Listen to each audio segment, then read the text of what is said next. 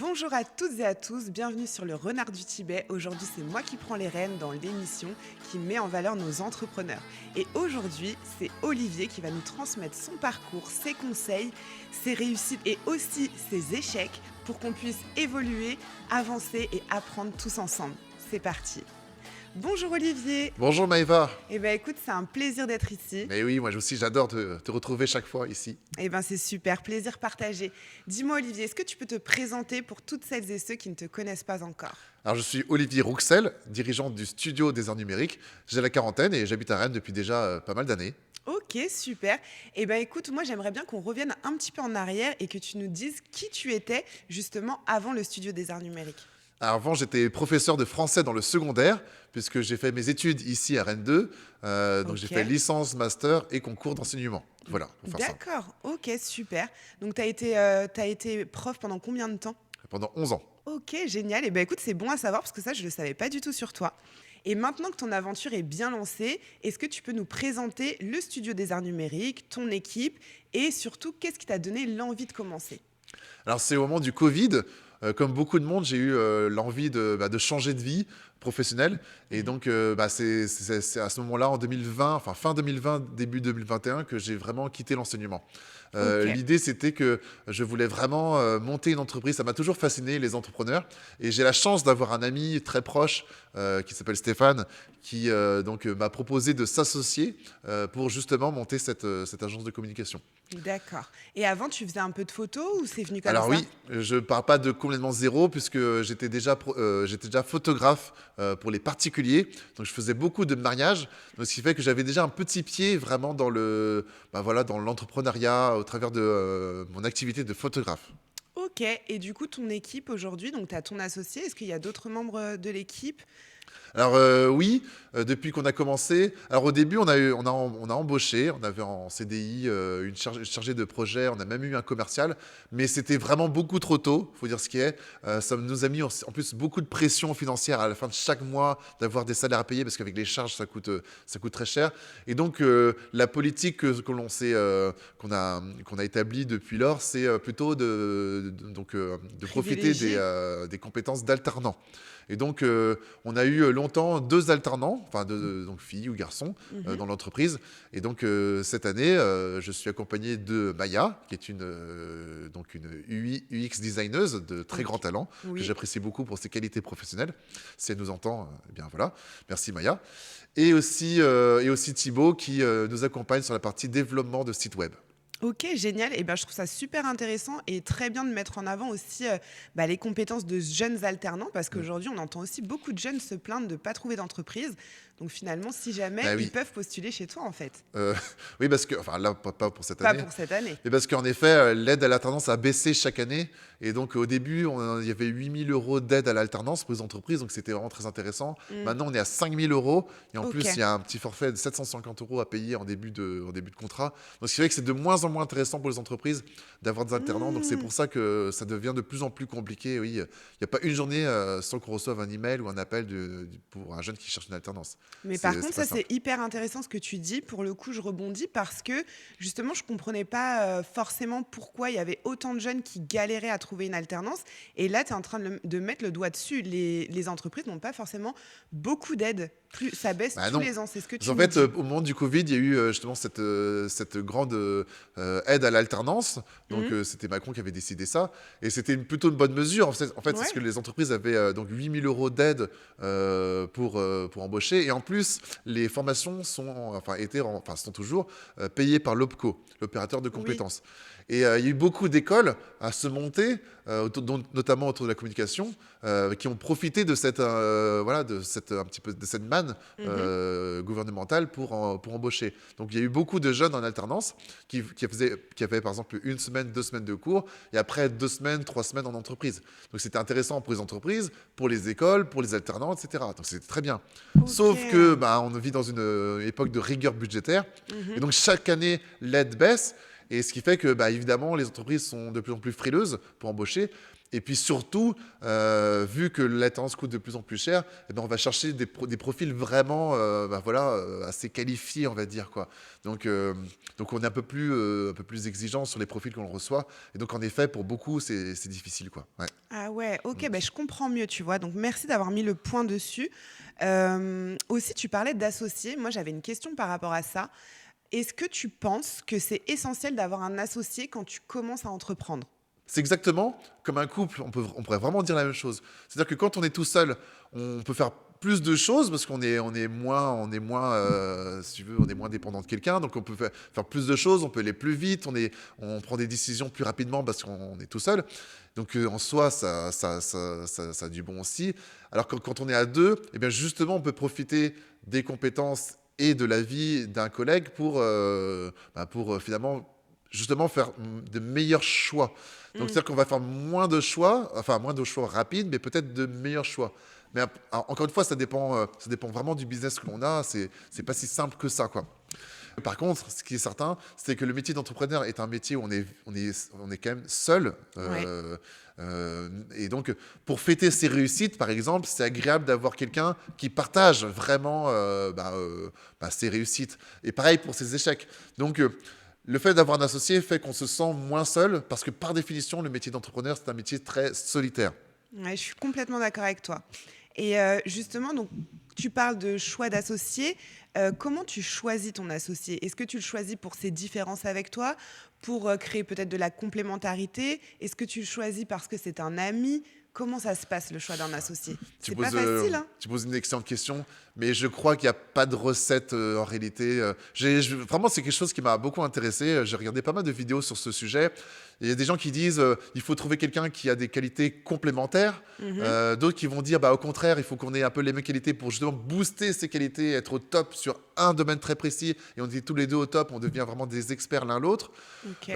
D'autres vont dire il faut être avec un ami. D'autres disent surtout pas un ami parce que justement, ça peut créer des couacs que l'on n'avait pas avant parce qu'il y a une énorme différence entre un ami et un collègue de travail. Mm. Des fois, on peut très bien s'entendre amicalement avec quelqu'un, mais à côté de ça, travailler avec la personne, c'est très compliqué parce qu'on n'a pas du tout les mêmes process, la même rigueur, ce genre de choses.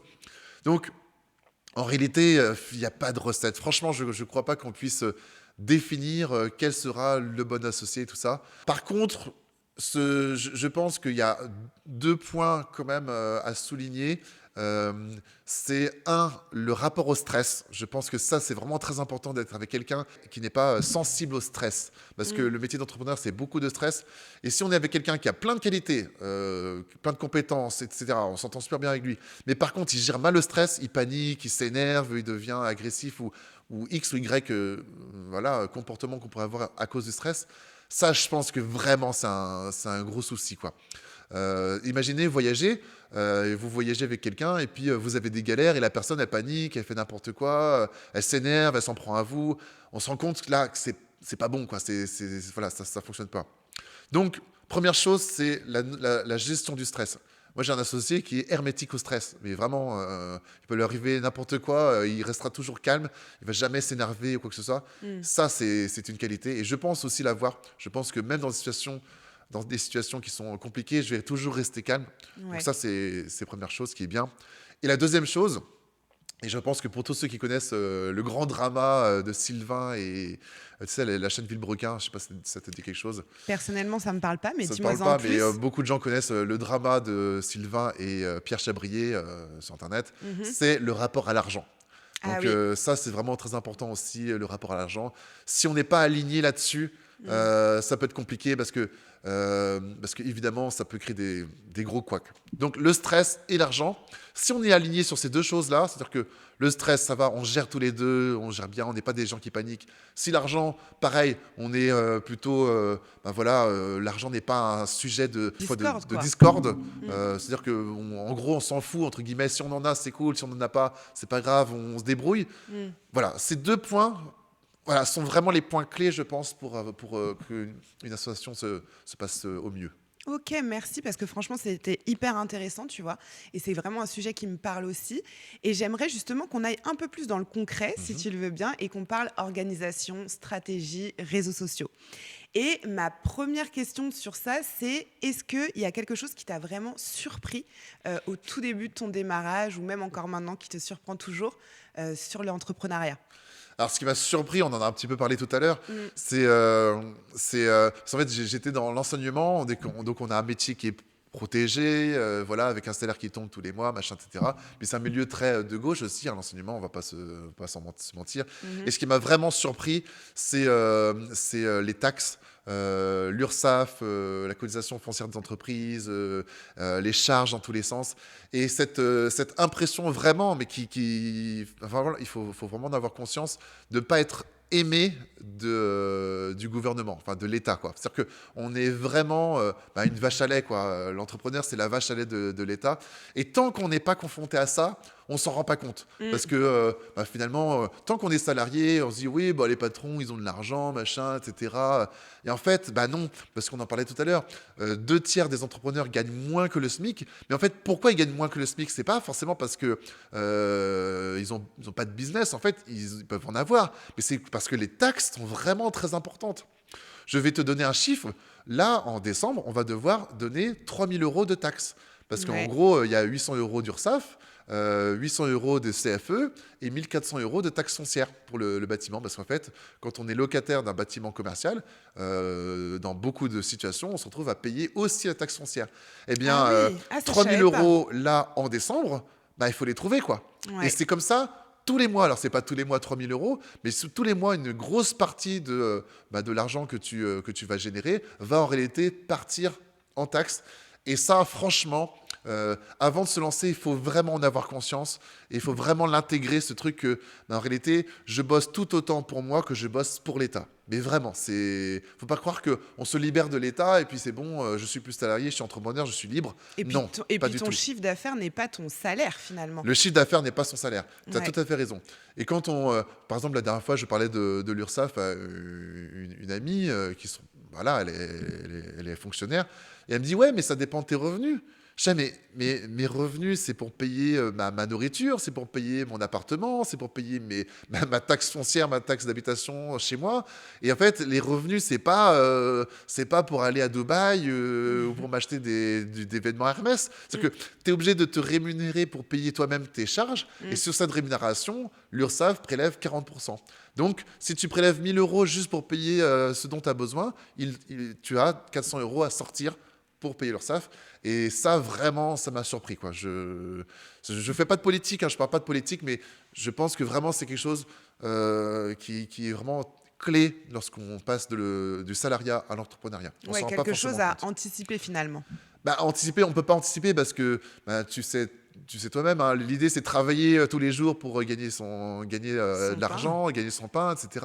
Et donc tu veux pas anticiper ça, quoi. Mais c'est en avoir conscience, vraiment se dire ça va être un énorme poids, un énorme bagage que tu vas avoir sur le dos. Quand tu vas commencer, t'es pas libre, tout va bien, je commence mon business et je me fais 100 euros, grâce à ces 100 euros, je peux les investir, je peux me faire plaisir. Non, en fait, tu gagnes 100 euros, et moi, c'est vraiment le cas. Hein. C'est-à-dire que quand j'ai 100 euros tu vois, d'une commande, je me dis pas, ah, c'est cool, j'ai 100 euros pour moi. Non, ça marche pas comme ça. En fait, dans ma tête, je vois, ah oui, du coup, l'URSSAF, 40 euros, machin, parce que, et tout le reste. Et au final, je me dis, sur 100 euros, je vais récupérer 10, quoi. Parce qu'après, il y a toujours des choses à payer, etc. Donc, voilà. Et concrètement, est-ce que tu pourrais nous donner des outils qui vont nous permettre, nous et toi, du coup, en tant qu'entrepreneur, de vraiment bien s'organiser, de se structurer pour avoir une journée qui va être vraiment efficace et pas se laisser déborder, tu vois? Est-ce que tu utilises un peu l'IA, ChatGPT? Comment tu construis tes plannings? Est-ce que c'est quelque chose d'essentiel? Est-ce que tu te fais des to-do list? Raconte-moi un petit peu plus dans le concret et dans comment faire. Alors, il y a une phrase que je me répète souvent, c'est tout ce qui se mesure s'améliore. Donc, Mmh. donc vraiment, l'idée, je pense, comme outil, c'est l'outil sur Drive Calc, c'est-à-dire que faire des tableaux avec, par exemple, nous, on a un tableau, ça s'appelle planning de communication. Et donc, on met on a le calendrier donc, de 2025. Ok. Et en fait, on va mettre par jour les stories on a postées. Donc, on a les stories, les articles de blog, les articles LinkedIn Ouais. et, et aussi newsletter. Et donc, on va visualiser sur notre tableau Mmh. eh bien, vraiment la partie communication. Parce qu'on peut vite avancer sans se rendre compte et en fait, finir la semaine et se rendre compte que ah ben en fait, cette semaine, j'ai publié qu'une story, j'ai fait qu'un article de blog, etc. Donc, visualiser sur un tableur notre plan de communication, ça c'est vraiment très important. Ah, c'est des choses que tu as déjà faites finalement. Des choses que j'ai déjà faites et que je vais faire Et aussi. tu répertories et Voilà, mais tu fais ça. de la prévision et en même temps ce que tu as Exactement. fait. Et Ok. donc, commencer sa journée avec déjà ce calendrier-là, en voyant ce qu'on a fait hier, avant-hier, la semaine dernière, et ce qu'on va faire aujourd'hui, demain, après-demain, etc. Visualiser tout ça, Ouais. ça c'est vraiment, vraiment clé. Parce que cette discipline, eh bien forcément, elle va avoir un impact. Parce que si à la fin de l'année, on se rend compte, ah bah j'ai publié 300 stories, 100 articles LinkedIn, etc. Vraiment, on a rempli ses objectifs en termes de contenu, vraiment Ouais. de masse, eh bien forcément, ça va avoir une conséquence positive. Un peu plus concrètement, à la journée, utilisez aussi Milanote. Alors Milanote, c'est un sorte de tableau blanc virtuel. Ouais. Donc, plutôt que d'avoir son tableau blanc avec des post-it, eh bien c'est très facile à utiliser Milanote. Dès que je reçois des appels, j'aurais besoin de réserver telle chose, j'aurais besoin du matériel, machin. Ensuite, Maya qui va me dire, est-ce que tu as pensé à me rendre tel projet, machin, etc. Eh bien je vais tout noter avec des post-it virtuels. À la fin de la journée, je regarde Milanote, ou en milieu de journée, et je me rends compte, ah tiens, j'ai oublié ça, j'ai oublié ceci, j'ai oublié cela. Parce que entrepreneur, c'est beaucoup d'informations, Oui, et on est oui, tenté des fois aussi d'oublier des petits détails. Et de les garder dans notre tête. Exactement, on se dit, ouais, machin, je vais y penser. Et en réalité, c'est très dangereux. Et typiquement, nous ici, ça peut être... alors c'est déjà arrivé une fois, fort heureusement, ça arrive rarement, mais un client m'appelle, ouais, est-ce que le studio est disponible le 23 mai? Je dis, bah, ouais, bah, du coup, je vais le réserver de 10h à 18h. Il t'appelle, il te dit ça, et en fait, bah, tu fais ta vie, machin, etc. Et puis, tu as le tableau des réservations qui se remplit, justement, 23 mai. Et bah, le matin, tu as le gars qui arrive, qui dit, bah si, je t'avais appelé pour te réserver le studio.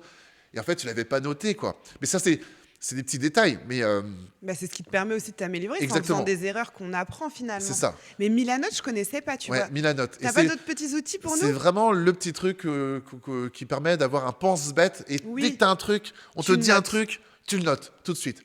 Comme autre outil, là, moi, j'en ai parlé dans une vidéo sur LinkedIn, c'est pexels.com.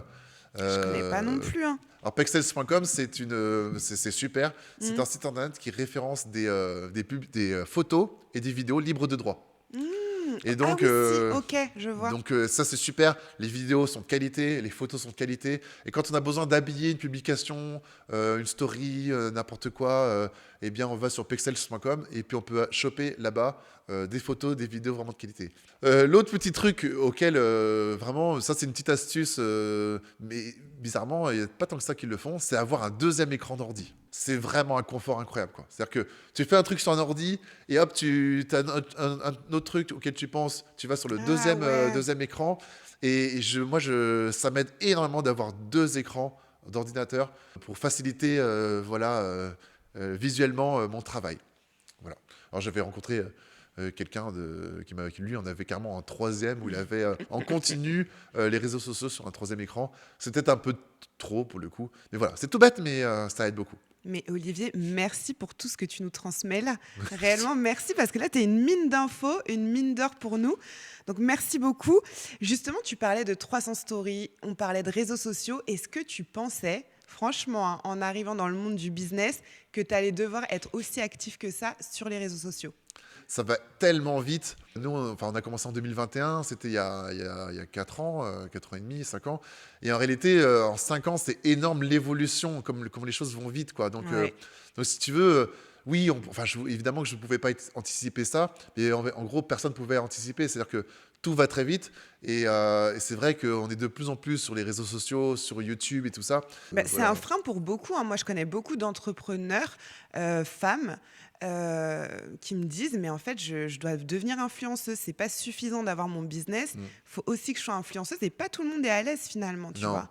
Bah, là, je m'y mets, hein, c'est récent, tu vois, le personal branding. Donc, sur LinkedIn, je fais beaucoup de vidéos de moi.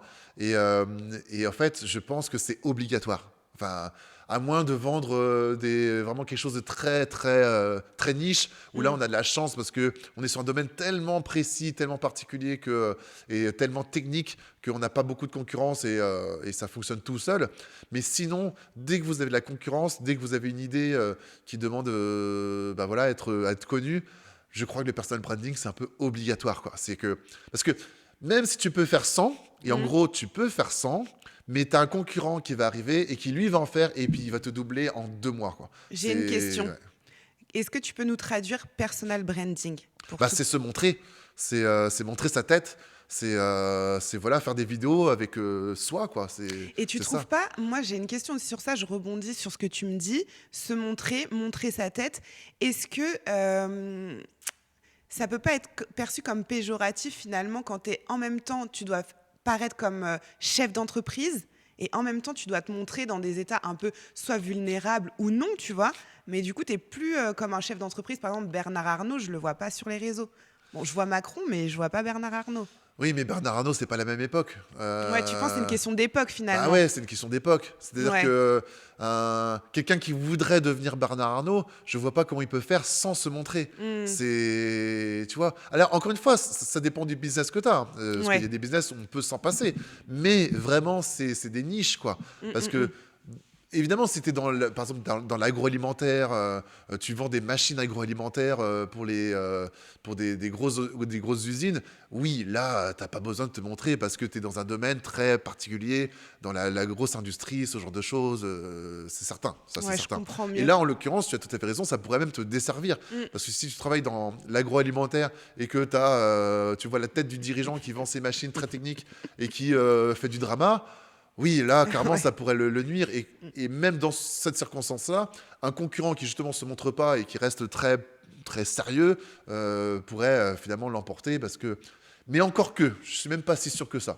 Parce que au fond, on cherche à connecter, les humains cherchent à se connecter les uns les autres. Hmm. Et donc, je suis même pas si sûr, quoi. En tout cas, voilà, c'est toujours mieux de le faire lorsqu'on fait du B2C pour les particuliers, mais Ouais, donc aussi pour les B2B, quoi. particuliers. Ouais, Ouais. voilà. Franchement, se montrer, Qu'on c'est dise toujours. quand même que B2C, c'est business to client. Ouais. Donc, c'est avec les particuliers, comme tu le Mm. disais. Et B2B, c'est business to business, donc avec des professionnels. C'est exactement ça. Ouais, ok. Bah, franchement, Et merci puis, parce que. juste dernière petite chose, même si, imaginons, le personal branding, tu te foires un petit peu, ça marche pas très bien, t'es ridicule sur une vidéo, tout le monde oublie tout très vite. C'est-à-dire Ok. que tu peux faire un truc, Malgré qu'on dise qu'Internet n'oublie jamais. mais Internet n'oublie jamais pour ceux qui veulent te nuire. C'est-à-dire que quelqu'un qui veut retrouver une vidéo de toi, une photo de toi, évidemment, ça reste une archive. Mais sinon, les gens oublient. C'est-à-dire que tu peux faire le truc le plus ridicule possible.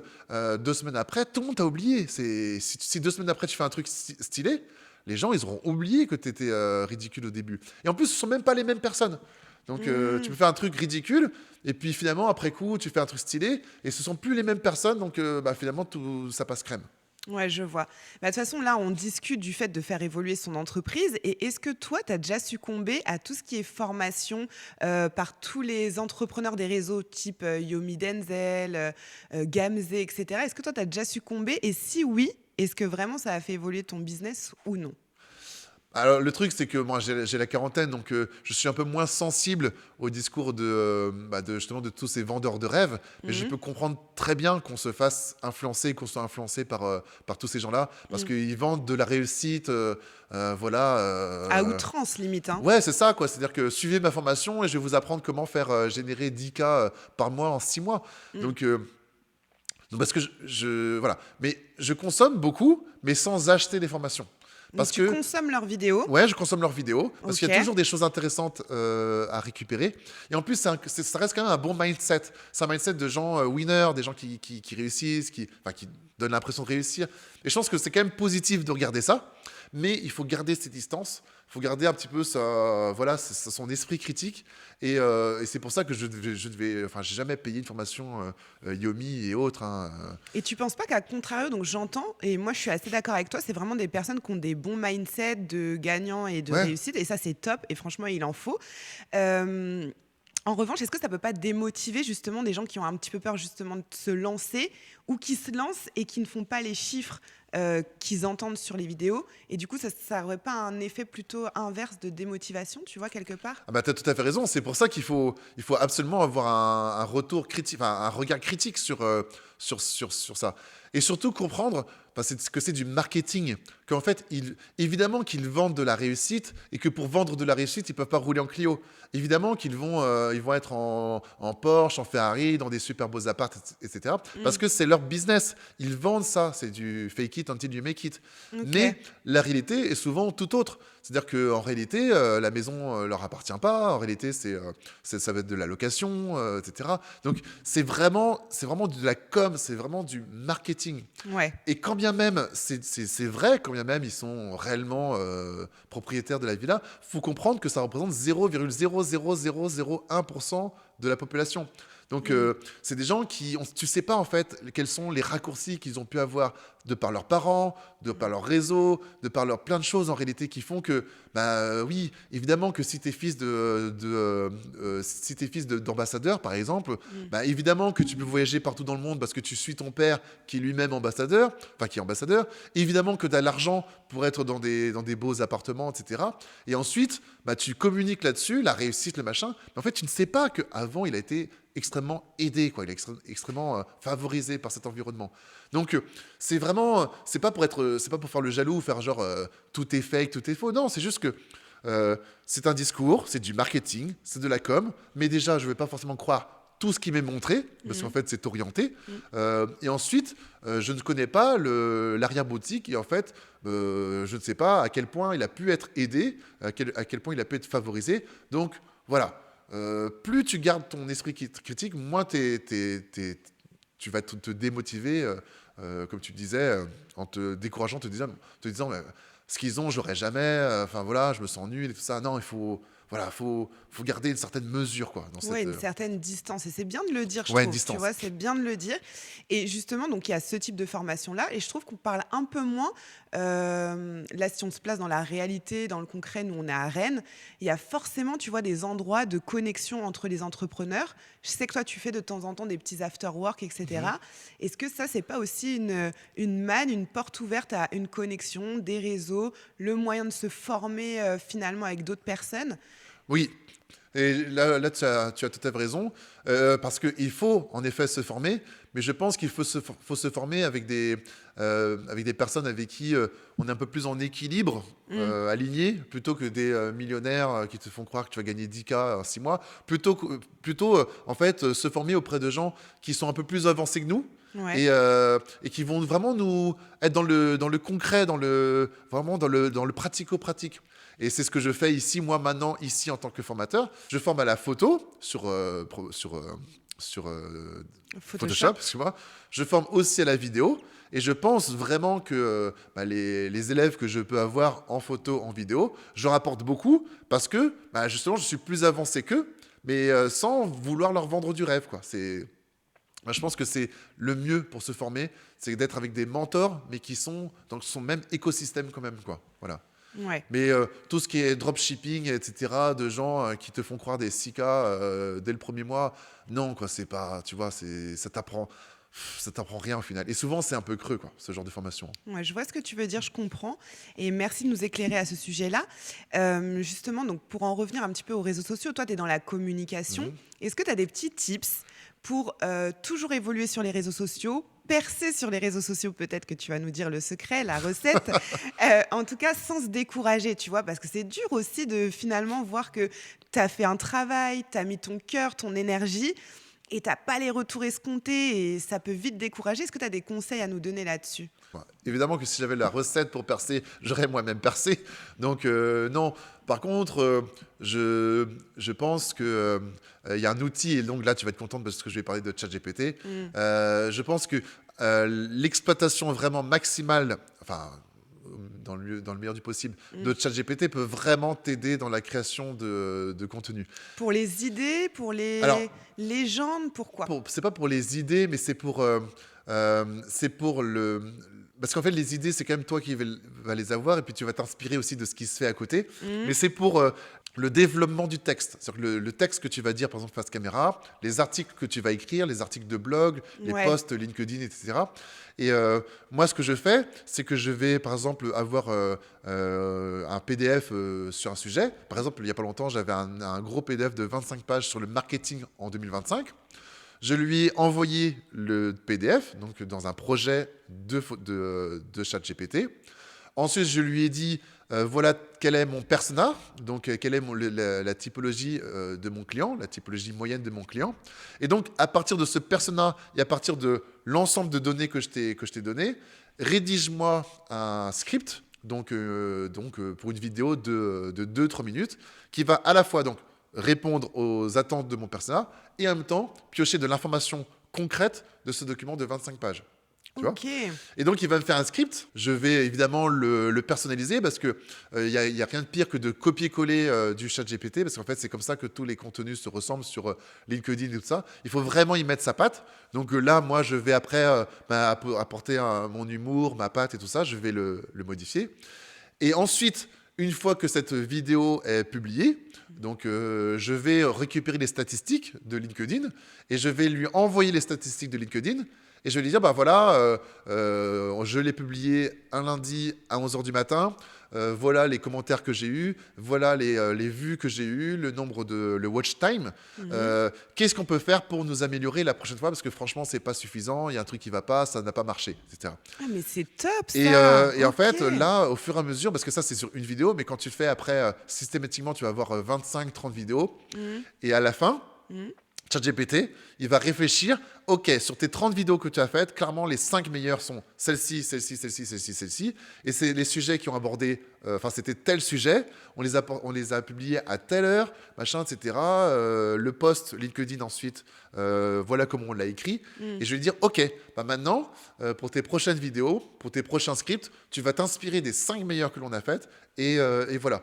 Et mon petit conseil que je donnerais, moi, ce que je fais, c'est m'appuyer de ChatGPT pour que ce soit vraiment un assistant avec qui j'échange pour vraiment développer et améliorer la qualité de ces vidéos. Ouais, tu substitues pas ton travail, mais vraiment c'est ton assistant en fait. Ouais, c'est quelqu'un de très intelligent qui donne son avis sur les vidéos et je le challenge. Je lui dis, bah attends, là je comprends pas, ça n'a pas marché, comment ça se fait que ça n'a pas marché? Donne-moi des raisons, donne-moi des explications. Il va dire, ah là oui, c'est vrai, donc c'était pendant les vacances, machin, tu t'as publié à 8h, mais à ce moment-là, pendant les vacances, à 8h, les gens ne sont pas connectés, machin.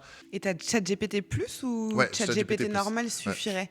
Non, il faut le ChatGPT+, parce que ChatGPT+, permet d'avoir des projets, et dans le projet, tu vas mettre les documents, tu vas mettre justement tes statistiques, tu vas mettre plein d'informations, et il va piocher là-dedans pour te répondre, et il va être de plus en plus personnalisé. Et surtout, tu n'as pas de limite de token, donc tu peux vraiment lui parler. Moi, j'ai jamais atteint les limites de ChatGPT+, c'est-à-dire je lui parle toute la journée, et voilà. Et si vous voulez une petite astuce, mais ça c'est vraiment le petit truc, ça reste entre vous. Vraiment, Et c'est nous, quoi. entre toi et moi et ceux qui nous écoutent. Ok. Faut pas en parler à l'extérieur. C'est Dis-moi. le petit truc banger, c'est d'utiliser les notes. De téléphone? Non, les notes sur 20, c'est-à-dire qu'une notation. Typiquement, par exemple, je vais lui demander de m'écrire un texte. Ouais. Donc voilà. Moi après, je vais un petit peu le modifier, comme je te disais. Et puis après, je vais lui dire, je vais par exemple recommencer une nouvelle discussion, tu vois. Et je vais dire, bah voilà, voilà mon texte pour ma prochaine vidéo LinkedIn ou YouTube, machin, etc. Mets-toi une note sur 10, sur 20, c'est mieux. Mets-toi une note sur 20. Et surtout, mets-toi une note sur 20 en fonction de, tu lui dis, 20 sur 20, c'est que le personnage, il adore la vidéo, il connecte vraiment, il va tout de suite aller sur mon site internet, ouais. etc. Ensuite, 15 sur 20, c'est, voilà, j'explique. Et voilà. Et en gros, mets-toi une note. Et ça, c'est génial parce qu'il va se mettre une note, il va dire, bah voilà, je suis à 13 sur 20. Et je vais dire, mais Comment pourquoi t'es pas augmenter? 13, t'es pas 18 sur 20? Et il va expliquer, ah oui, mais c'est vrai qu'en y réfléchissant bien, je me suis mis 13 parce que j'ai ça qui va pas, ça qui va pas, ça qui va pas, ça c'est bien, machin, etc. Et du coup, je lui dis, bah recommence, et machin. Et donc, il va recommencer, il va refaire notre texte. Et cette fois-ci, je lui dis, bah voilà, maintenant, ce texte-là, tu te mets combien sur 20? Et là, il va dire 16 sur 20, franchement, je suis amélioré. Et ça, c'est vraiment génial. c'est génial d'utiliser les notes pour l'obliger à s'améliorer. Parce que sans notes, il va dire oui, bah, je peux m'améliorer là-dessus, machin, mais tu ne peux pas quantifier. Voilà. Mmh. Et par exemple, j'ai fait ça entre mon site internet et le site internet d'un concurrent d'une autre ville. Je Mmh. dis, bah, combien tu mets à mon site internet? Prends le temps de regarder mon site internet et prends le temps de regarder son site internet, un studio aussi à Toulouse, Mmh. et combien tu lui mets et combien tu me mets. Ouais. Et là, pour le coup, sur mon site internet, il avait mis 16, et sur le site de mon concurrent, il avait mis 12 sur 20. Mmh. Et je lui avais dit, bah, pourquoi mon site internet est mieux et pourquoi il est moins bien le sien. Et donc, il m'avait développé tout un texte, mais vraiment argumenté. Bah, ton site internet, il est mieux pour ça, pour ça, pour ça, pour ça et pour ça. Et du coup, bah, ça m'a permis de voir vraiment, ah ok, donc ces points-là, je peux encore plus les améliorer pour les prochains articles de blog, pour mes prochaines pages web, machin, etc. De façon à vraiment maximiser mes points forts. Parce que je vois que ça, ce sont mes points forts par rapport à mes concurrents. Tu vois? Mais Olivier, le banger, Ça, c'est un banger. non, non, le banger, c'est ce que tu nous délivres là. C'est Vas-y. vraiment des réelles astuces. Je suis choquée en Ah fait. oui, Je pensais pas là, tu vois, mais là, ouais. c'est toi le banger finalement. Ah oui. Et aussi, donc on parle beaucoup d'Internet, réseaux sociaux, etc. Mais finalement, est-ce qu'on peut aussi se développer hors réseaux sociaux? Il y a d'autres choses qui existent, le emailing, la prospection, le démarchage. Est-ce que c'est encore efficace, c'est obsolète, c'est quoi? Ouais, tu as raison, mais le truc, c'est que là, je me suis souvent posé cette question. Hmm. C'est que démarcher en perso, d'aller dans les entreprises, d'aller à la rencontre des gens, etc. Mais il faut avoir des compétences qui sont extrêmement rares, pour le coup, des compétences de commercial, c'est-à-dire que être hermétique complètement au vent. C'est-à-dire que tu te fais envoyer bouler, machin, Ça, etc. c'est vrai. Et ça, il faut être câblé pour ça, mais vraiment. Hmm. Cette capacité à se prendre des vents, continuer, peu de gens l'ont, quoi. Moi, clairement, je l'ai pas. C'est-à-dire que moi, je me rappelle une fois, alors ça avait fait rire mon associé parce que une fois, je m'étais déterre, je m'étais dit ouais, je vais appeler toutes les boucheries charcuteries d'Ille-et-Vilaine. Je m'étais déterre, j'avais pris mon téléphone et tout ça, Ouais. et puis je vais aller sur leur site, je vais voir leur site internet parce que souvent ils sont pourris les sites internet, Hmm. et puis je vais prendre leur site internet. Et puis je vais les appeler, et puis je vais leur dire, bah voilà, j'ai vu que votre concurrent, il avait un plus beau site. Est-ce que, en gros, je ne fais pas tout le process, mais j'appelais les gens pour leur proposer vraiment D'améliorer leur site. d'améliorer leur site, Ouais. d'améliorer leur communication. Je me prenais des vents, mais méchants, quoi. Ah oui, Méchants. mais les gens n'ont pas le temps. Ah ouais, mais j'ai fini la journée, j'étais déprimé, j'étais oui. mal, tu sais, je suis rentré chez moi, tu te sens une merde, machin, etc. Parce qu'en fait, quand tu as un minimum d'ego et qu'on te dit non, mais j'ai pas le temps, et tu dis oui, mais voilà, si vous avez 2 minutes demain, pour que j'ai pas le temps. Mm. Les gens te parlent comme ça. Non, mais vous avez pas compris, j'ai pas le temps. Ils te raccrochent au nez. Mm. Donc tu fais ça une fois, 2 fois, 3 fois, et ça te flingue ta journée, quoi. Donc, pour répondre à ta question, c'est possible. Évidemment que ça marche. Évidemment que d'aller au contact des gens, d'aller faire du porte-à-porte, machin, etc. D'aller au contact, dans les after-work avec sa carte, machin, etc. Encore que les after-work, on pourra en parler, c'est encore autre chose. Mais d'aller au contact vraiment des gens que tu ne connais pas, évidemment que ça fonctionne. Parce qu'en fait, les gens te voient et puis tu insistes et tout ça. Mais il faut vraiment avoir une mentalité où tu t'en fous des vents, etc. Parce que sinon, ça te mine. Et au final, c'est plus négatif qu'autre chose. Et si c'est pour finir la semaine et être, tu vois, avoir bouffé la négativité et que ça t'atteigne, et au final, ça peut être pire. Donc, c'est possible, mais ça dépend des profils, quoi. Voilà, ça que. Ouais, ça ça que je dépend veux de ta personnalité finalement. dire. Ouais. Ok. Et bah justement, est-ce que tu peux nous dire si tu as déjà eu un échec, donc pas forcément celui que tu viens de nous raconter, mais un échec dans ta vie d'entrepreneur, mais que tu as réussi surtout à transformer en une leçon, un apprentissage, une force, tu vois? Bon, c'était il y a déjà quelques temps maintenant, hein, c'était il y a plus de 3 ans. C'était un shooting photo ici au studio. Mhm. Et en fait, la cliente m'envoie le matin. Parce qu'en fait, c'était pas moi qui avais géré le dossier. C'était Océane, à ce moment-là, la chargée de projet ici.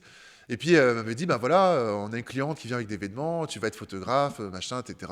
Voilà. Et moi, la photo, j'en fais depuis longtemps. Et j'avais un peu la certitude que la photo, je maîtrise, quoi. Enfin, c'est pas un truc qui me fait peur. C'est bien un domaine que je maîtrise, c'est la photo. Et voilà, c'est autant je peux être pris à défaut dans d'autres domaines, mais la photo, techniquement, ça va, je maîtrise. Et du coup, j'avais dit, bah ouais, ok, pas de souci, elle vient, la cliente vient, machin, etc. Quoi, tu vois, pas de préparation, rien du tout. Le matin, la cliente envoie les photos. C'était des photos lumière naturelle. C'est-à-dire qu'il fallait un rendu lumière naturelle. Mmh. Et je regarde les photos et je me rends compte, ah ouais, techniquement, là, ça va être un petit peu complexe, quoi, tu vois. Ouais. Mais, tu vois, je me dis, ça va le faire, c'est bon, je vais trouver des trucs, des astuces, des draps, tout ça. Le shooting commence et en fait, j'ai pas réussi à le faire.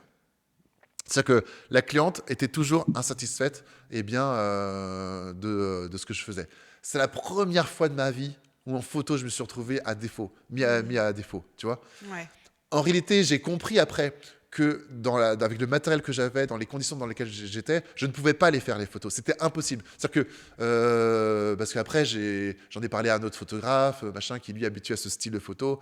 Et puis maintenant, je le sais. C'est-à-dire que ces photos-là, c'est des conditions très particulières. Il faut avoir beaucoup d'espace, il faut avoir... Enfin voilà, j'avais pas le matériel, j'avais pas la possibilité de les faire, tu vois. Ok. Et donc, bah, voilà un moment très difficile, parce que bah, voilà, ça l'a pas fait, quoi, tu déçois le client, ça l'a pas fait. Mais mine de rien, je me suis rendu compte, ok, même dans un domaine que tu crois maîtriser, t'es le boss du game, machin, etc., il faut jamais s'exonérer de la rigueur. C'est-à-dire que, ok, non, je vais préparer mon truc, et je vais, même dans un domaine que je maîtrise très bien, je vais préparer. Et donc depuis lors, il m'est plus arrivé ce genre de couac, évidemment, parce que maintenant, à chaque fois, je veux être sûr à 100%, je fais des essais, je fais des trucs, je me prépare, et donc le client vient, maintenant, voilà, c'est sûr, voilà, ça va bien se passer parce que je suis préparé, voilà. Ouais. Donc ça, c'est une leçon, et sur le moment, j'ai évidemment très mal pris, tu vois, c'est une grosse claque, tu te prends la tronche, et puis après, je me suis dit, ouais, mais... Et c'est peut-être là, finalement, ton danger rien. Tu sais pas, en réalité, ça c'est vraiment un truc que je me suis souvent dit, tu ne sais pas si une mauvaise nouvelle l'est vraiment à court terme. Tu vois ce que je veux dire ? C'est-à-dire qu'à court terme, oui, c'était très mauvais. Voilà. C'est vraiment, clairement, j'ai déçu une cliente, machin, etc. C'est très désagréable. Mais en fait, tu ne sais pas si c'était pas la leçon nécessaire pour t'éviter un plus gros couac après. Parce que le truc, c'est que ça m'a tellement mis une claque que du coup, bah, après, j'ai adopté une rigueur, mais vraiment à extrême, notamment sur un sujet, la photo, que je maîtrise déjà très bien. Et peut-être que ça m'a évité une plus grosse déconvenue après. Tu vois. Et quelquefois, quand il n'y a pas mort d'homme, parce qu'il n'y a pas eu mort d'homme, il n'y a pas eu de... Tu vois, ça n'a pas été grave au fond. Tu fais perdre du temps, tu fais perdre 3 ans une cliente. C'est à éviter, mais je veux dire, il n'y a pas mort d'homme, tu vois. Oui. Mais Oui. ce genre de mésaventure te fait peut-être éviter plus tard un plus gros problème avec un plus gros client, où là, vraiment, il peut y avoir des conséquences plus graves, quoi, tu vois ce que je veux dire. Typiquement, ça m'est jamais arrivé, mais tu vois, typiquement, tu fais un mariage, et puis ben, tu as manqué de rigueur, et puis les photos, tu les as perdues, quoi. Ça, c'est très grave, tu vois ce que je veux dire. Et donc, ben, cette petite mésaventure que j'ai eue, bah, ça m'a peut-être appris à être OK, Olivier. Même dans un domaine où tu crois maîtriser, sois tout le temps rigoureux, parce que voilà. Et peut-être que j'ai évité de perdre des photos sur un mariage, parce que c'est bon, je suis un boss, je suis un cador, et je m'en fous. Et puis, j'ai paumé les photos du mariage, quoi. Et ça, pour le coup, c'est extrêmement grave. Tu vois ce que je veux dire ? Purée, merci, parce que là, ce que tu nous délivres, c'est vraiment que du vrai. C'est ton expérience et c'est génial. Ouais. Honnêtement, merci pour ça. Maintenant, j'aimerais qu'on parle d'un sujet que tu as rapidement abordé. Finalement, tu nous as dit qu'être entrepreneur, c'était aussi beaucoup de stress. Donc, j'aimerais qu'on parle des risques et de la santé mentale d'un entrepreneur. Est-ce que tu peux nous dire quel a été le plus grand risque que tu as pris en étant entrepreneur, que ce soit financier, personnel ou les deux ? Bah, le plus grand risque, c'est évidemment de quitter un métier où tu as un salaire tous les mois. Ouais. Donc ça, c'est vraiment un risque. Et puis d'embaucher aussi. C'est-à-dire que, en fait, tu embauches, tu fais un pari en te disant, bah, la personne, elle embauche, je l'embauche, du coup, je vais gagner en chiffre d'affaires, et du coup, bah, ça va le faire après pour la rémunérer. Et ça, bah, clairement, c'est pas forcément un bon calcul, quoi. Donc, il faut pas embaucher trop tôt, parce qu'on se crée des difficultés. Et s'il y a un stress qui est énorme, mais vraiment énorme quand tu es entrepreneur, c'est le stress des salaires de fin de mois. Ça, c'est un truc... parce que ne pas se payer, c'est une chose. C'est-à-dire que tu ne te payes pas, tu es un peu en galère, machin. Mais au pire, tu te débrouilles. Tu vas te débrouiller, ouais. Tu te débrouilles, tu demandes de l'argent à tes parents. Tu vois, Tu trouveras une solution pour manger, quoi. Ouais, tu vas devant le Carrefour, tu demandes un porte-monnaie. Pas cette solution-là. Non, sinon, il faut retourner travailler. Mais le pire, c'est quand tu as des difficultés pour payer quelqu'un. Ouais. Oui, tu as une responsabilité, finalement, ouais, vis-à-vis de cette personne. Et ça, c'est un stress qui est énorme. Et donc, c'est pour ça qu'on a vraiment réduit la voilure, parce que je veux plus vivre ce stress-là. Tu vois, de regarder la fin du mois et de voir qu'un client, merde, il a pas encore payé, machin, etc. Mais s'il paye pas là, demain, bah, du coup, on est vendredi, donc il va payer peut-être que mardi, mercredi, donc la personne, je peux pas la payer en attendant. Ça, c'est horrible. Ça, c'est vraiment le truc, voilà. Ouais, je vois. Donc, si je vais donner un petit conseil à ce niveau-là, du point de vue du stress, c'est vraiment limiter au maximum ses dépenses, quoi. C'est vraiment un truc... la trésorerie, il faut vraiment faire très attention à ça, quoi. Mais On aurait d'ailleurs, tendance à investir. Ouais, c'est cool, j'ai investi, parce qu'il faut investir, c'est vrai, pour se développer. Mais en même temps, quand tu investis, tu te stresses beaucoup, quoi, parce que tu as les factures à payer, machin, etc. Et voilà, faire très attention à ses dépenses. mais d'ailleurs, selon toi, une entreprise, elle devient réellement rentable au bout de combien de temps? Tu sais, on entend beaucoup de trucs du style en 6 mois, tu vas faire tant de chiffre d'affaires, etc., etc. En fait, je suis pas certaine que dans la réalité, ce soit vrai. Toi, t'en penses quoi? Une estimation à peu près, quoi.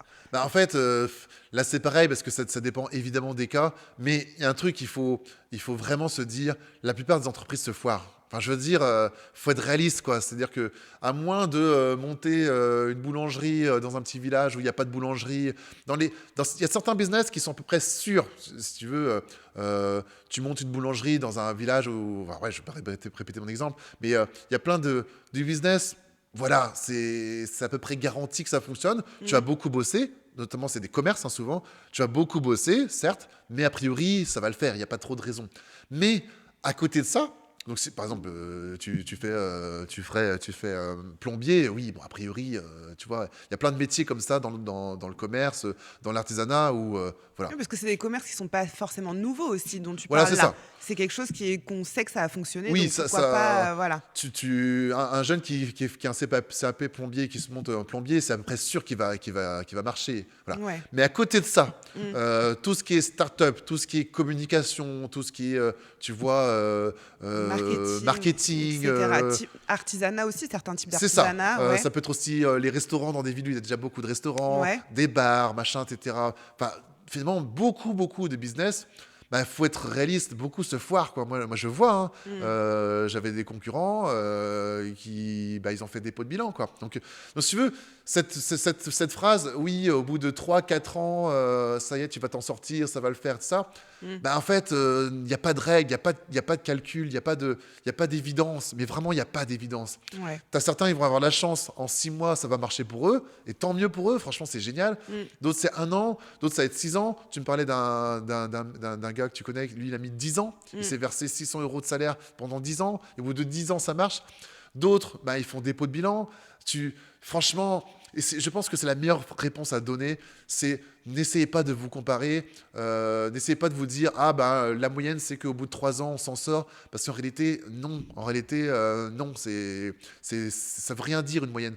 C'est comme tu prends la moyenne des salaires en France, tu vas dire ouais mais c'est marrant, j'ai moins que la moyenne. Bah oui, parce que tu as des Bernard Arnault, tu as des Bettencourt qui font que la moyenne explose, tu vois. Et donc si tu regardes la moyenne des rémunérations en France, tu te sens forcément un peu un loser, parce que tu as certains milliardaires qui font que voilà. Donc je pense que faut pas se poser cette question, faut bosser, faut faire son truc, faut faire son machin, et puis tu vas te rendre compte après coup, ah bah il m'a fallu 2 ans, il m'a fallu 6 mois, il m'a fallu 10 ans.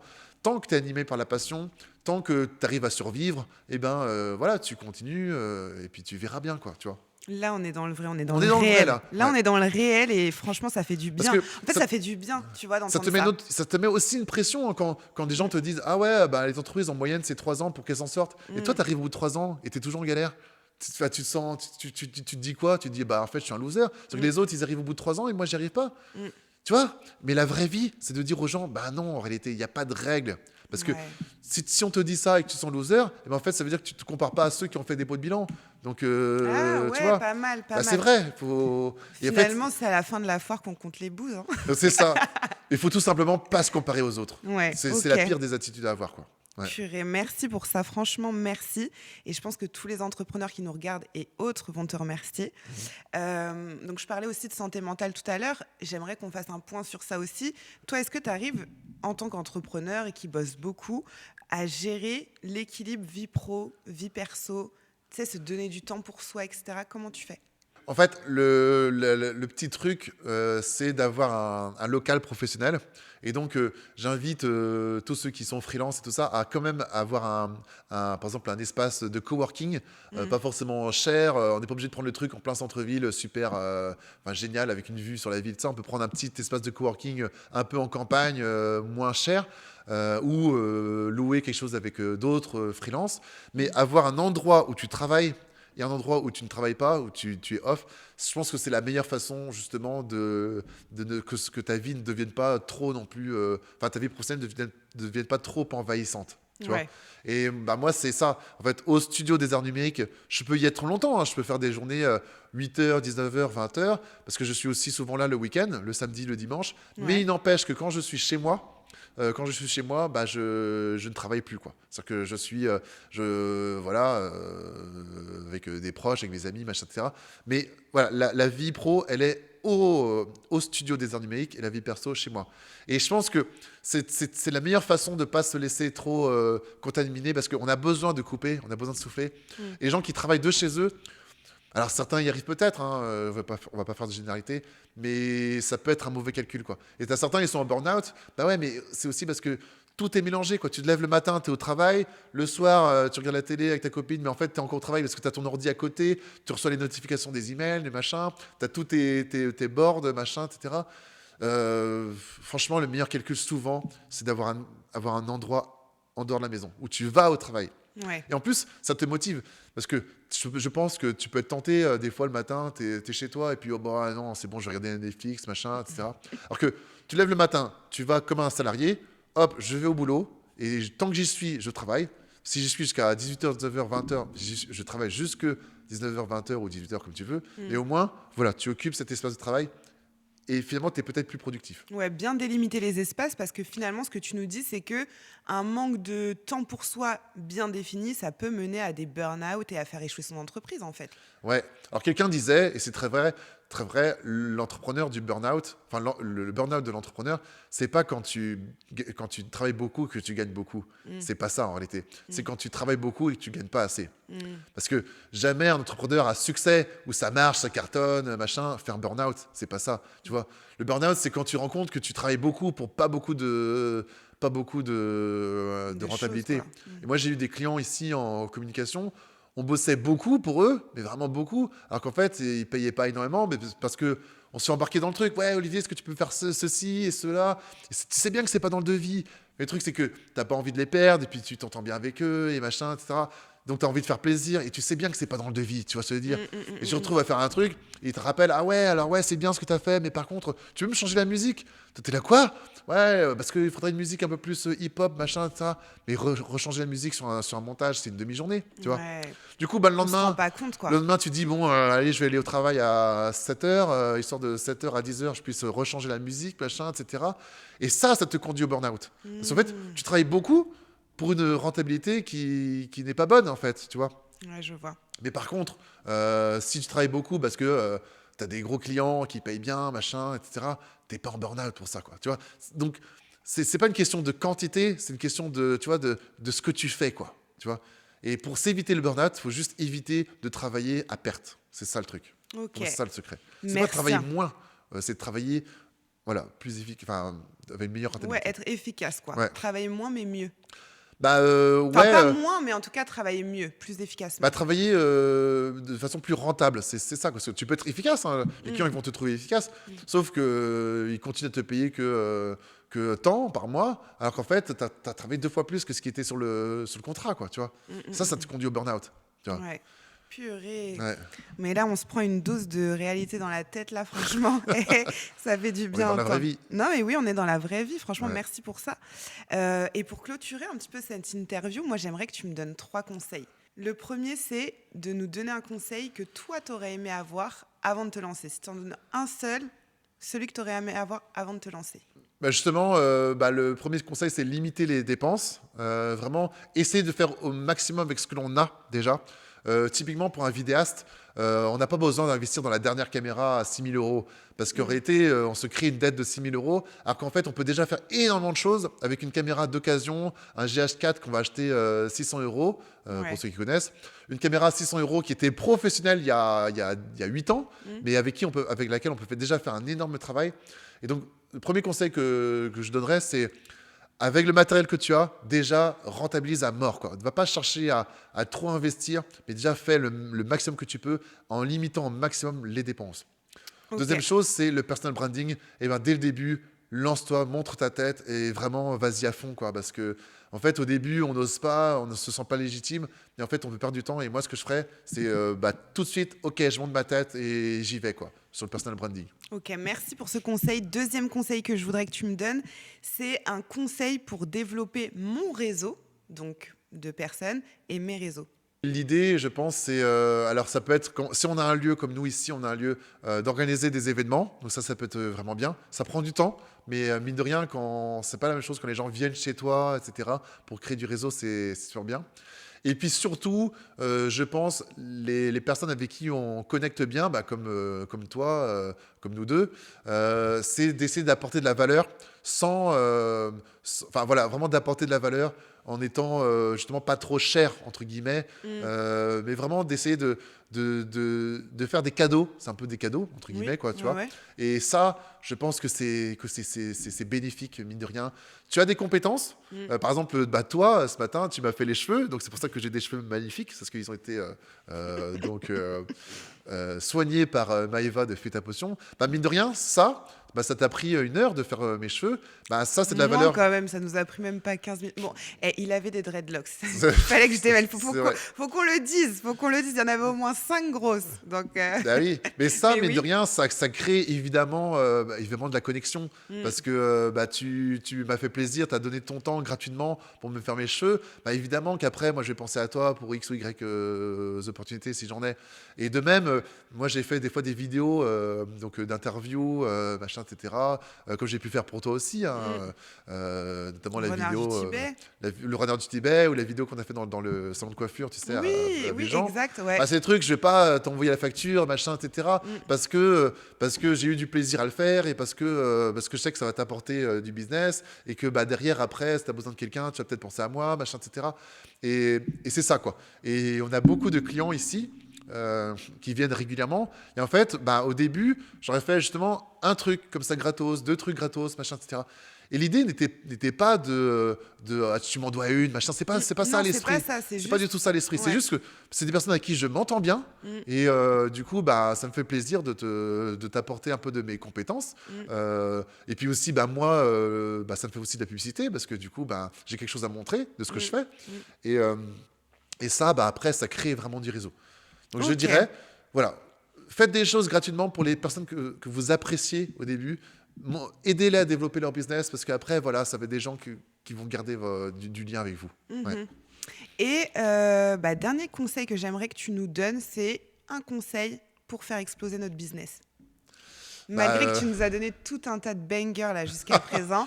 non, Un- alors si je devais donner un conseil que j'essaie de m'appliquer, mais toi, je sais que tu te l'appliques déjà tous les jours, c'est d'être un maximum, alors ça va paraître tout bête, hein, mais un maximum dans un super bon mood dès que tu rencontres quelqu'un. Ça, Ah oui. c'est-à-dire que on peut avoir des difficultés. Alors, c'est un petit peu fake it until you make it, hein. Il y a, il y a une part de fake, il faut être réaliste là-dessus, quoi. Mais plus tu vas montrer de la bonne humeur, de la bonne énergie, une bonne vibe, mieux tu vas rester dans l'esprit des gens.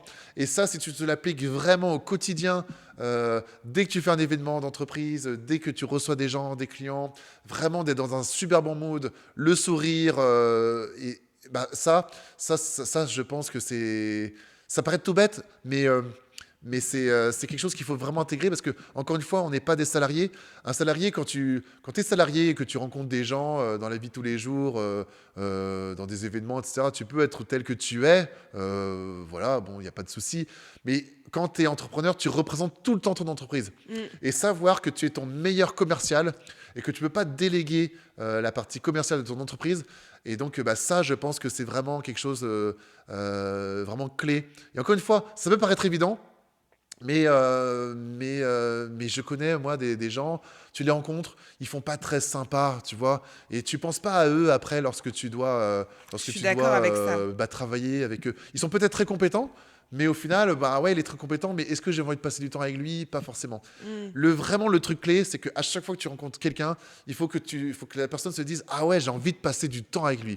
Parce que au final, les compétences, presque, il s'en fout. J'exagère, mais c'est exprès pour comprendre. Limite, les compétences, il s'en fout s'il a du plaisir vraiment à travailler avec toi. Et moi, le meilleur exemple que je puisse donner comme ça, qui est un ami, je vais le citer parce que vraiment, c'est Sacha. Sacha Soffer, il est vidéaste. Alors maintenant, il est vidéaste partout dans le monde. Mais Sacha, tous ceux qui le croisent se souviennent de lui parce qu'il est sympa. Il Mm. est souriant et c'est quelqu'un qui est tout le temps en retard. Mais pourquoi il est tout le temps en retard? Moi, je l'ai vu à l'œuvre. Parce que si tu lui parles, il va rester discuter avec toi. Et qu'importe ses rendez-vous, il s'en fout. Il peut Mm. avoir des rendez-vous et machin. Il va jamais donner l'impression d'être pressé. C'est-à-dire que Mm. pour le voir, c'est compliqué. Mais une fois que tu le vois, il est avec toi, il est disponible. Il est Mm. souriant, il est disponible, il est avec toi. Et mine de rien, c'est comme ça que lui, il a créé son réseau. Il n'est pas actif sur les réseaux sociaux. Enfin, il l'est, mais pas tant que ça par rapport à ses concurrents. Mm.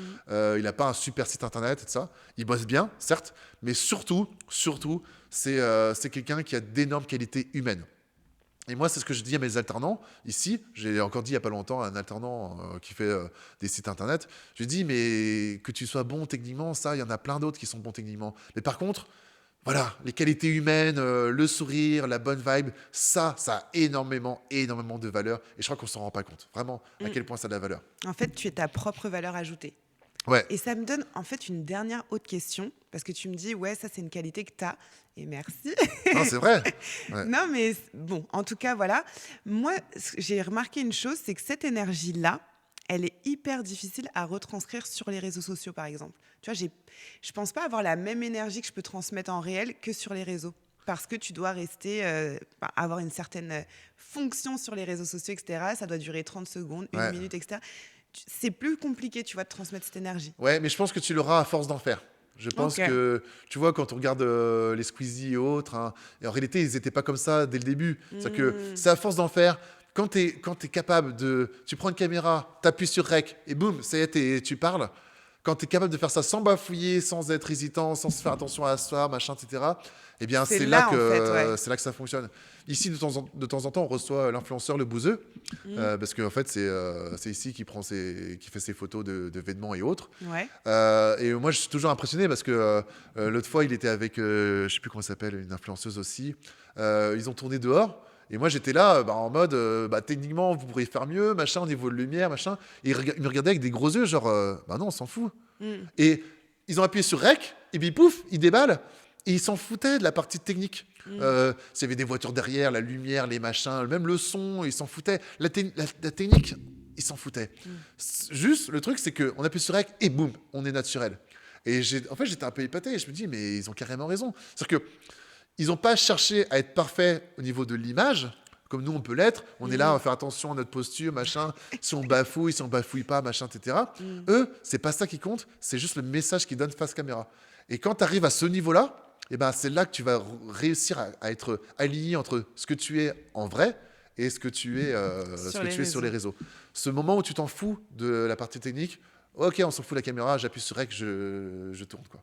Mais Olivier, franchement, je tiens sincèrement à te remercier et toutes les personnes qui vont écouter ça vont te remercier. Ce que tu nous as délivré là jusqu'à présent, c'est que des bangers. Moi, Full banger. je vais même réécouter cette interview plusieurs fois, plusieurs fois dans le mois, juste pour me rappeler de tout ce qu'on vient de se dire là, en fait. Alors Je j'ai te une dernière jure. chose à dire. Dis-moi, Alors c'est pas un banger, mais un banger. c'est parce que en fait je m'intéresse, comme beaucoup de gens, je m'intéresse aux IA. Mais de par mon métier, je suis vraiment, tu sais, au fait des actualités, etc. Mhm. Machin, etc. Et vraiment, ça c'est un truc, je pense que la plupart des gens s'en rendent pas compte. Mais vraiment, hein, je pense qu'on vit une bascule, on vit un énorme tournant en ce moment. Et ça commence, tu vois ce que je veux dire, ça commence. On vit un énorme tournant et je pense qu'il y a plein de métiers qui vont vraiment être bouleversés par les IA, mais on parle pas de trucs dans 15 ans, dans 20 ans. Je Non, parle dans c'est là, là. Ouais. dans un an, ça va même se compter en mois, dans quelques mois, machin, etc. Mhm. Et je pense que c'est quelque chose qu'il faut vraiment, vraiment tout le monde, hein, qu'on soit très attentif à ça. Il y a des métiers, on le sait, ils sont protégés. Notamment, justement ce qu'on disait, l'artisanat. Il faudra toujours des gens pour faire ta toiture, faire la mécanique, Ta plomberie, automobile, etc., etc. ouais. Ça, je m'intéresse pas à eux parce que eux, ils sont protégés. Quand tu fais des choses avec tes mains, ça, on a encore de la marge. Par contre, tout ce qui est de l'ordre du numérique, du marketing, de la com, tout ce qui est, en fait, t'es derrière un ordi, en gros. Ouais, Nous, ce ouais, qu'on ouais. fait, enfin, ce que je fais moi. Tu es derrière un ordi, tu crées depuis ton ordi, depuis ton téléphone, depuis ton appareil photo, tout ça. Ça, il faut vraiment, vraiment être attentif à ce qui va se passer parce que les choses vont basculer très vite et on vit un moment de changement énorme. Mais tu vois, je vais te donner un exemple très concret. Là, la dernière mise à jour de Photoshop, c'est une dinguerie. J'étais au bureau, mais franchement, Ouais. j'ai fait ça devant mon ordi. J'étais séché. Mais vraiment, j'étais séché. C'est comme si je m'étais pris une claquette, toi, tu vois, un coup de claquette. J'étais séché devant mon ordi à tel point que Maya et Thibaut à côté ils m'ont regardé, ils m'ont dit ça va Olivier, et je suis là, je suis séché. Mais le truc qu'a sorti Photoshop, c'est une dinguerie sans nom. Alors, ils se sont associés avec... en fait, ils ont été forts, Photoshop, parce qu'ils se sont associés à d'autres IA, notamment Nano Banana, Firefly et tout ça, qu'ils ont intégrés dans Photoshop. Aujourd'hui, je vais vous montrer l'exemple. Voilà. Tu prends une photo et tu peux changer la photo, changer le sujet de ta photo, et ce sera réaliste. Ça veut dire qu'en gros, tu as une photo, je suis dessus, Ouais. et je veux la remplacer par toi sur la photo, en gros, Ouais. et c'est réaliste. C'est-à-dire qu'une photo de toi, je peux te photographier dans n'importe quelle autre situation, et ce sera réaliste. Et ça, ok. et ça, si tu veux, c'était... Parce que jusque-là, Photoshop faisait des choses, génération de contenu et tout ça, il y a des choses... Ouais, il y avait des choses, c'était pas très net, quoi. Alors, c'était pas forcément toujours très net, et même quand c'était très bien fait, c'était des choses que tu aurais pu faire avant, sauf que ça t'aurait pris des heures. Ouais, ok. Typiquement, tu as une photo d'une rue, tu as une poubelle, tu enlèves sélectionnes la la poubelle, poubelle. tu l'enlèves, il te génère tout derrière. Et ça, avant, c'était possible, sauf que ça t'aurait pris des heures. De reconstituer avec l'outil-tampon, les machins, la texture et tout ça, ça aurait pris des heures. Mais c'était pas quelque chose qui était impossible à faire. C'était juste très difficile à faire. Il fallait être très fort sur Photoshop pour faire des choses. Mais maintenant, avec Nano Banana, la génération d'images, etc., enfin bref, tout ce qui c'est, Photoshop fait des choses que tu ne pouvais pas faire avant. Et la bascule, elle est énorme. C'est-à-dire que je prends une photo de toi, et en fait, je peux te mettre dans un bar, dans un restaurant, à discuter avec des amis, machin, etc. Je peux même générer une vidéo, et le rendu sera parfait. C'est-à-dire qu'à partir d'aujourd'hui, et là, aujourd'hui, novembre 2025, tu ne peux absolument plus croire une image qu'on voit. Waouh, et ça Parce fait que peur carrément. ça fait peur. Ouais, ça Parce fait que- super peur. Et dans un sens, si tu es avec ton amant, par exemple, tu pourras toujours dire, en fait, non, c'est une photo fake. Parce que c'est tout Et on à pourra fait pas possible. dire, par exemple, non, ça c'est fait à l'IA et ça c'est pas fait avec Tu l'IA. pourras pas, c'est impossible. Mais Et c'est horrible. Aujourd'hui, je te prends en photo, je peux te mettre au marché de Rennes, machin, etc. Tu tiens la main à un mec, voilà, et ça peut être un mec, pareil, j'ai pris une autre photo d'un autre mec, ouais, et la waouh. photo sera réaliste. C'est Non, pas le mais truc non, dégueulasse c'est- façon Brad Pitt, tu sais, Oui. machin. Non, Ouais, ce je- sera réaliste. Purée, Et c'est-à-dire ça que fait ton peur. mec, il voit cette photo, il sera persuadé en voyant la photo, attends, mais t'étais au marché avec machin. Et toi, et aujourd'hui, c'est-à-dire que tu te dis, bah non, et là, Mais ton comment mec... tu fais? Non, moi je suis pas d'accord. Faut que ça se soit régulé, qu'on puisse dire ça c'est fait avec l'IA, Ah, ça mais c'est pas fait avec l'IA. c'est incroyable. Mais ça, c'est une dinguerie. C'est-à-dire que là, aujourd'hui, je pense que la justice va devoir faire attention Bah parce oui, que oui, oui, tu parce peux que là, plus tu peux- aujourd'hui faire confiance aux photos. C'est Mais- impossible. Et tu peux tout. Bah, en fait, si tu veux nuire à une personne, tu peux. Si tu Ouais. veux. Ah, waouh! Et, Non. et avant, quand tu avais une photo, elle pouvait toujours être retouchée. Par exemple, tu as un crime, tu vois, tu as une photo de toi, imaginons, tu as une photo de toi au marché de Rennes, typiquement. Voilà. Et tu pouvais avant dire, regardez, il y a des photos qui ont été prises de moi, plusieurs photos de moi, au marché de Rennes, vous voyez derrière l'heure, vous voyez, je sais pas Ah oui, ouais, un journal à côté, quelqu'un a un journal à côté, et ça pouvait être une preuve. C'est-à-dire que, oui, en effet, il y a une photo d'elle au marché de Rennes, machin, etc. On voit l'heure, on voit tel commerçant qui n'était pas là ce jour-là, justement, on voit bien qu'il est absent, machin, etc. Donc, ça justifie qu'elle était vraiment présente au marché. Ouais. Et aujourd'hui, tu avais des experts qui pouvaient regarder dans les pixels si c'était une retouche, machin, etc. Ok, pas de souci. Mais maintenant, c'est fini. Mais là, Maintenant, c'est fini. Aujourd'hui, tu ne peux plus du tout faire confiance aux images. C'est impossible. Mais ça, là où c'est intéressant, chère Maëva, c'est que rien que ça, c'est un détail. Parce que la plupart Oui, des bon, gens. ça, voilà, Mais ok. ça, quel métier ça commence déjà à remplacer? Bah, beaucoup. Beaucoup. Mm. Énormément même. C'est-à-dire qu'en fait, on ne se rend pas compte aujourd'hui de l'impact que ça va avoir sur le marché du travail. Parce qu'il y a sûrement des entreprises aujourd'hui qui embauchent des gens pour aller prendre des photos de X ou Ouais, Y chose. Je ouais, sais ouais, pas, ouais. j'arrive pas à voir encore. C'est C'est encore encore tout, trop. tout récent. Oui, et c'est vaste, quoi, C'est encore. encore, voilà, c'est encore récent, mais il y a certainement aujourd'hui des métiers qui sont remplacés par cette fonctionnalité-là de Photoshop. Aujourd'hui, Waouh. à l'heure où on parle. Ouais. Il suffit que les entreprises se rendent compte, ah mais en fait, on peut générer ça avec Firefly et Nano Banana, machin. Mm. Mais en fait, j'ai plus besoin de Bernard qui prenait des photos de... Tu vois, c'est fini Purée. ça. Waouh. Ah ouais. Bon, encore faut-il être formé. Et d'ailleurs, je crois que tu proposes une formation Photoshop. Oui, mais oui, bah, Non, mais c'est c'est bien. fou, c'est fou. Mais Franchement, c'est incroyable. c'est dingue. Et vraiment, les IA, on vit un moment de bascule et c'est un truc de dingue. Et moi, il y a déjà des cas de développeurs qui sont remplacés par des IA. Il y a plein de métiers là, dans la tech et tout ça. Aux États-Unis, c'est une catastrophe. Parce qu'on parle d'Amazon, mais il n'y a pas que Amazon. Il y a plein de boîtes qui suppriment des postes tous les jours dans les effets spéciaux au cinéma, dans plein de trucs, parce qu'ils sont remplacés par les IA. Et encore, on n'est pas aux robots. Les robots vont arriver aussi. Ouais, ça Et arrive. les J'ai robots, vu ça va être, ça va être J'ai peur. incroyable. À l'aide. Donc voilà, soyez vraiment très attentifs à ça. C'était mon dernier conseil. Eh bien, franchement, Olivier, merci beaucoup parce que ce que tu nous as délivré aujourd'hui, c'est que de la sincérité, que du vrai. Ouais. Et j'ai énormément appris avec ce que. Et d'ailleurs, je vais utiliser tous les outils que tu nous as donnés en début de vidéo. Donc, merci beaucoup. C'était Maeva Tiger pour le renard du Tibet aujourd'hui. Après, je laisse la main de nouveau à Olivier. Merci de nous avoir écoutés. Dites-nous en commentaire si vous avez appris des choses et quels outils vous allez réutiliser. J'ai hâte de savoir. Merci infiniment. Bisous. Au revoir.